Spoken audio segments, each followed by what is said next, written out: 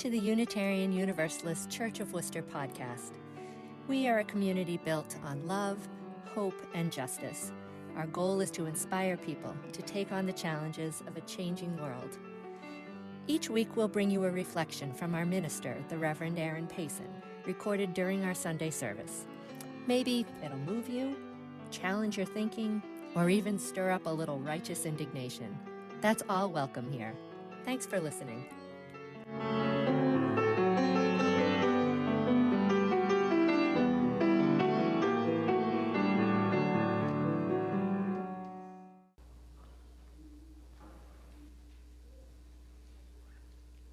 All right, say it with me now. Mary, Mary, quite contrary, how does your garden grow? With silver bells and cockle shells and pretty maids all in a row. How many of you learned this rhyme as a child? I remember it as part of a host of rhymes that made the rounds through nursery school and kindergarten. One memory in particular is of a group of us holding hands and walking around in a circle reciting the old rhyme, and say it with me now. Ring around the rosy, pocket full of posies, ashes, ashes, we all fall down. And we'd fall and we'd laugh and pick ourselves up and do the half dozen times more. Ah, those were the days. Now it would take me a moment or two to get back to my feet, if not a few friends to help me up. It would be years later, as I studied the history of death and dying, that I would come to realize that the nursery rhyme was about the Black Death in Europe. This would have been enough to sober me until I also learned that Mary, Mary, quite contrary was about Bloody Queen Mary. And her garden was a graveyard, and silver bells and cockle shells were allegory for primary means of torture. And the pretty maids, either Protestants killed by the Catholic Queen or her ladies in waiting, witnessing her barbarism. And then there's Baba Black Sheep.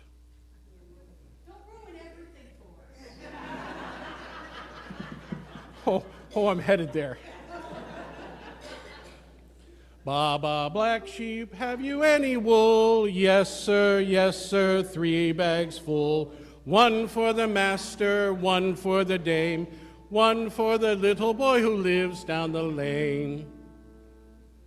London librarian and author Chris Roberts, whose book Heavy Words Lightly Thrown, The Reason Behind the Rhyme, chronicles the history of many of these popular rhymes and notes about this one that it deals with economic exploitation of peasant farmers in the 12th century.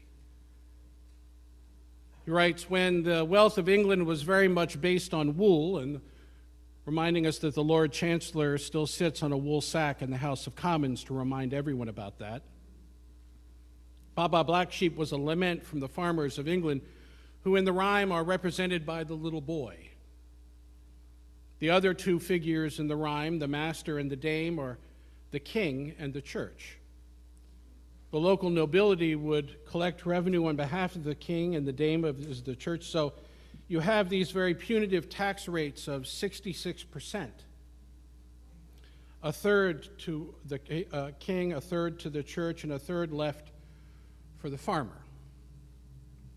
It's an early example of no taxation without representation. What an ingenious way to shape a narrative. At a time when open rebellion or criticism of the king, the queen, or their representatives, not to mention the church, could mean imprisonment or torture or death. The creative use of allegory tied to a simple rhyme scheme and often set to a simple tune. A mnemonic device that would rehearse a history for generations hidden from the scrutiny of those that it mocked.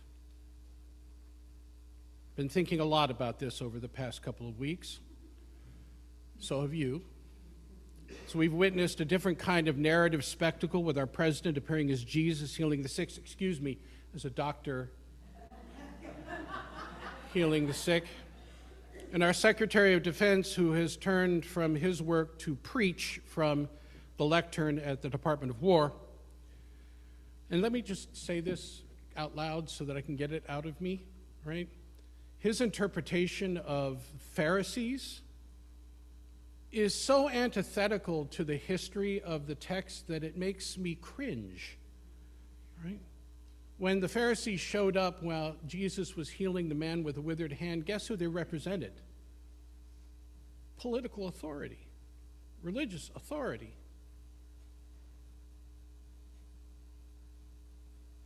Weighed against the creative capacity of those who knew persecution, these crass, meme-ready, blatantly anti-papal, cringeworthy images and words become all the more ridiculous.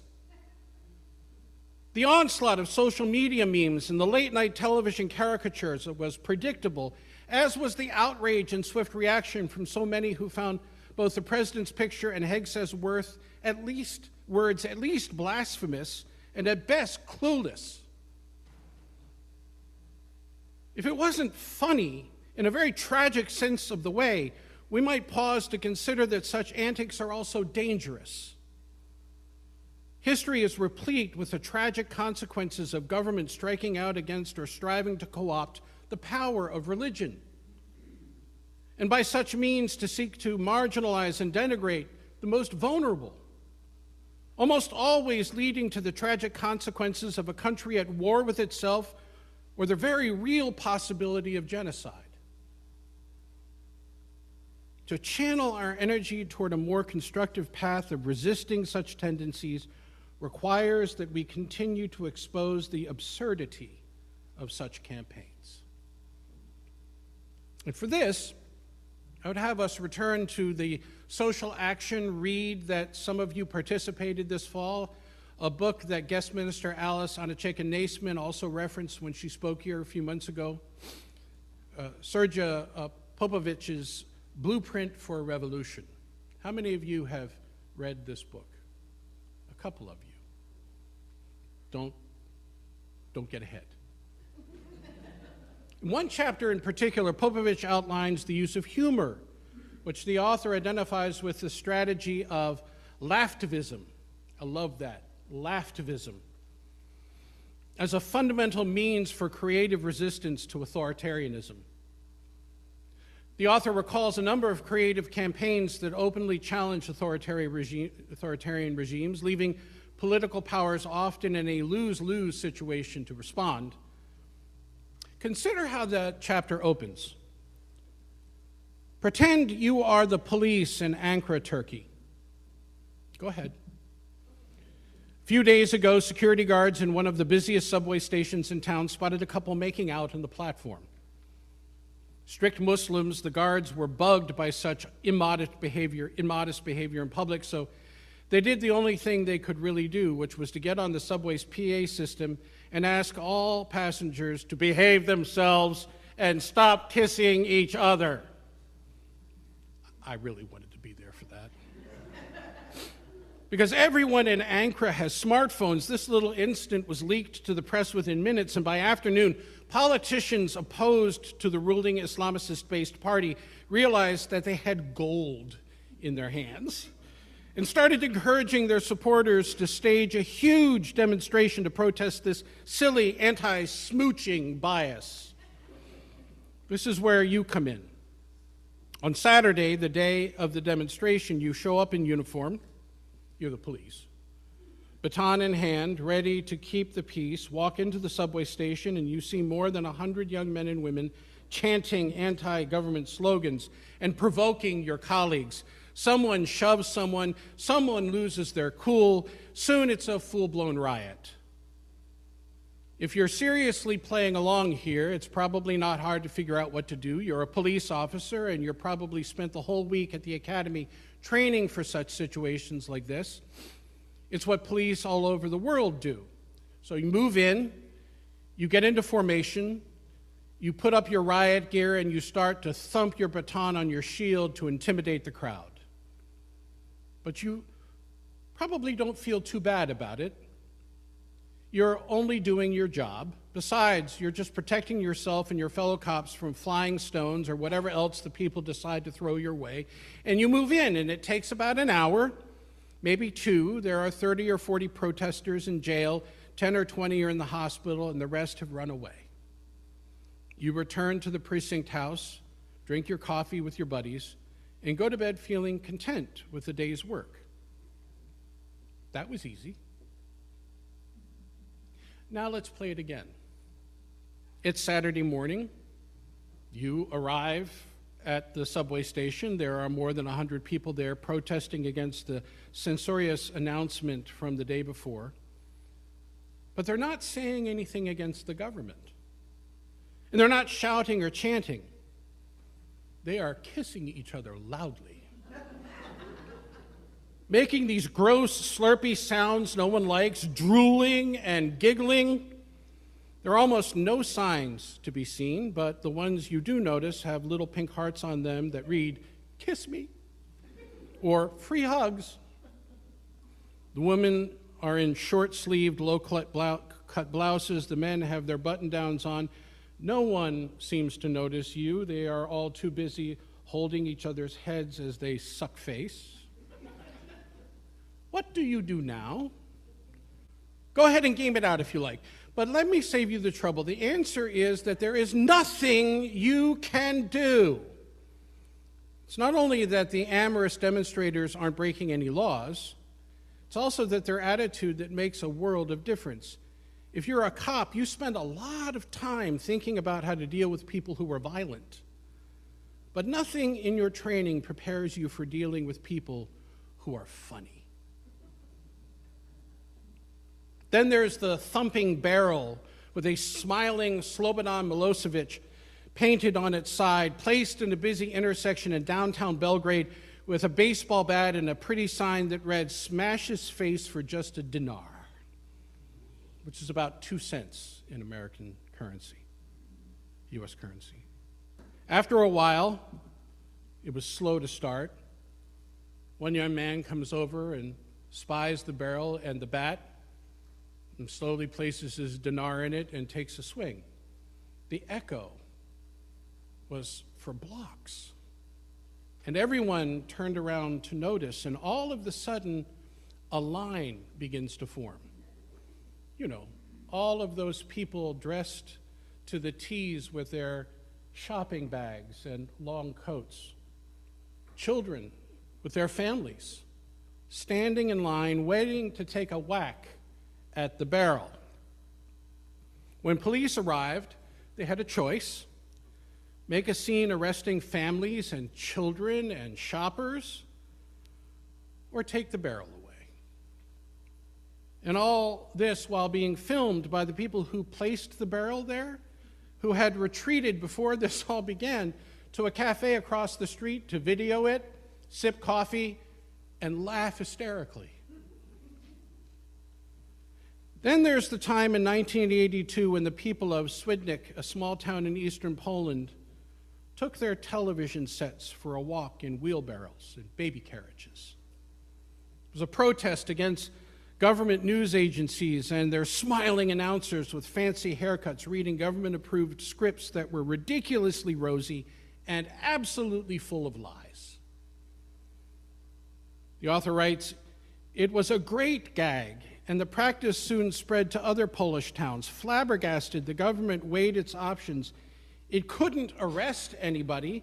There was no law specifying that Polish citizens were prohibited from placing their television sets in wheelbarrows and walking them around. All they could do was move up the curfew from 10 to 7 p.m., forcing everyone indoors. This, they were certain, would stop the shenanigans. Oh no. It didn't. Like any budding comedian, Popovich writes, who gets a taste of the audience's applause and it's hooked on for life, the Polish resistance wanted more on a bigger and flashier display.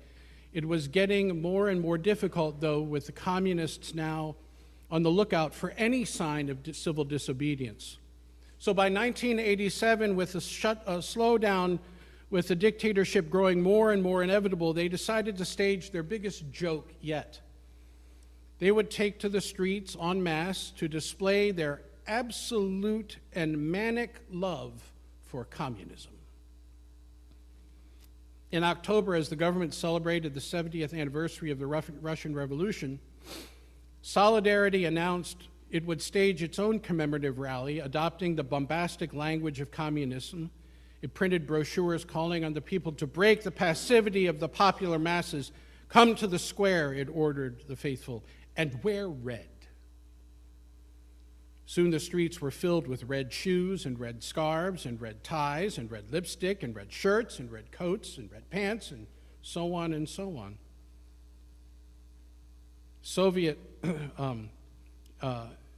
They were all like extras in a bad Soviet propaganda film made the Poles laugh. The authorities, on the other hand, weren't amused. It was obvious that the red-clad marchers were mocking the regime's ideology. But how could the communists break up a rally in support of communism? The police positioned themselves on the sidelines, waiting for any excuse to act, and finally, when a few people who didn't have anything red to wear, and take this as a warning, didn't have anything red to wear, asked a nearby food stall for a breadstick smeared with ketchup to wave around. The police pounced, apparently, shutting down the stall and arresting one of its customers. It was the best they could do. And by 1989, the opposition succeeded in instituting semi-free elections. And by 1990, it was in power.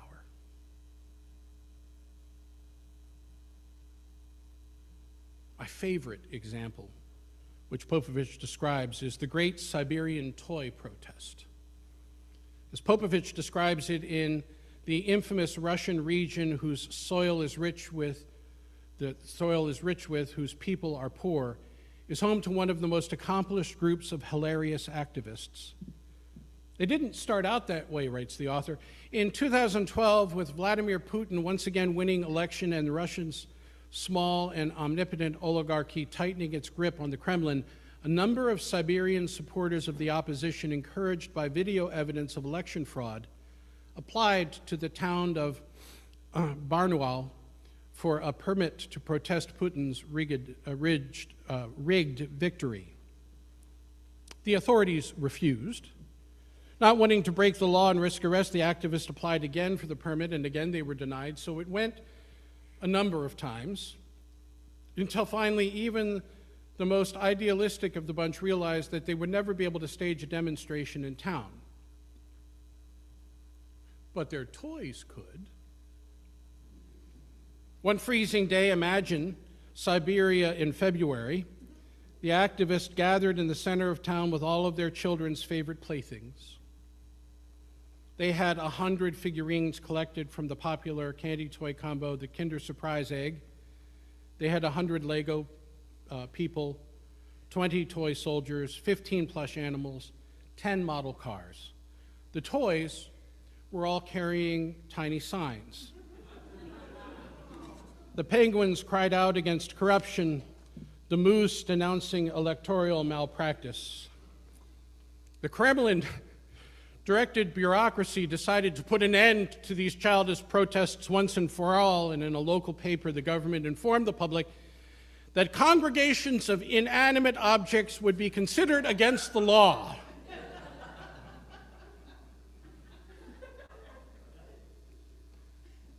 This got me thinking. What if we turned that old nursery rhyme, Mary, Mary, quite contrary, on its head? What if we took a plot in our garden, here and at home, and arranged a plant protest? Daisies for democracy is what I hear in my head. Furthermore, what if those who were interested took that effort back into their homes? I'm imagining the herb garden in front of my own house with a small sign like "Basil backs democracy" and "Sage advice, stop the war." The oregano plant telling the world, now spice up the economy, stupid. And time for a regime change. It seems to me that Earth Day could take on another level of meaning as an annual act of resistance as well as reverence. It would take cleaning up to a whole other level of consciousness, wouldn't it? Popovich writes, "I knew very well that humor doesn't just make you chuckle, it makes you think." And I propose, and for this, we continue to be grateful. So I propose a new nursery rhyme. Tyrant, tyrant, quite defiant, how does your country fare? With rising fears and wasted years and lies afloat on air, but seeds still hide on old truth's side, protected in the ground. Our hands unite to steadily fight and turn the world around. Tyrant, tyrant, quite defiant, your antics sway no more, for roots push through what despots do, and hope again will soar.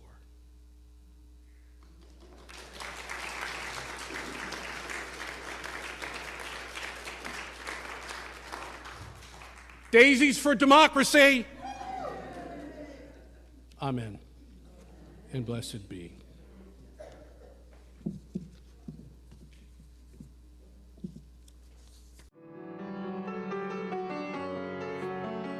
Thanks for tuning in. If you're just crossing our path, either new to this congregation or curious about Unitarian Universalism, check out our website, uucworcester.org. You'll find lots of information there about our beliefs, the 8 guiding principles, religious exploration for children and adults, our social action initiatives, and the many groups we offer to help people connect and have fun.